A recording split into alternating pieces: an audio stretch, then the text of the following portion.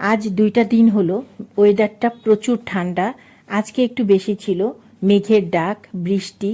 সকালে একটু দেরি করে ঘুম থেকে উঠেছি। বাচ্চাদের ঘুম থেকে ডাকা হয়নি, কারণ স্কুলে যাওয়ার অবস্থা নেই। প্রচুর মেঘের গর্জন করছিল, এর জন্য আর বাচ্চাদের ঘুম থেকে ডাকিনি। তারপরে নিজেই আবার শুয়ে ঘুমিয়ে পড়েছিলাম। তো তাড়াহুড়া করে উঠে খিচুড়ি রান্না করলাম। শীতের দিনে, বৃষ্টির দিনে এরকম খিচুড়ি খাওয়ার অপেক্ষায় আমরা থাকি, তাই না?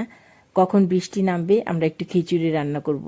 শীত বেশি হলে বা শীতের দিন আসলে আমরা একটু খিচুড়ি রান্না করব। আর আমরা টাঙ্গাইলা মানুষ বেশি খিচুড়ি খাই, আমার মনে হয় এটা।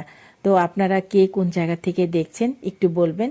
তো যাই হোক, আমরা 4জন মানুষ, 4টা ডিম ভাজি করে 4টা ভাগ করে নিলাম। তারপরে আমরা খিচুড়ি, ডিম ভাজি, আচার মিলিয়ে মিশিয়ে খেয়ে নিলাম। বৃষ্টির প্রতিটি ফোঁটা যেন মনের গহীনে লুকিয়ে থাকা কোনো না কোনো গল্প বলে যায়। কখনো এটি বিরহের সুর তোলে, আবার কখনো নতুন করে বাঁচার প্রেরণা দেয়। আপনাদের কি মনে হয়? আপনাদের মন কি বলে? বলে যান তো।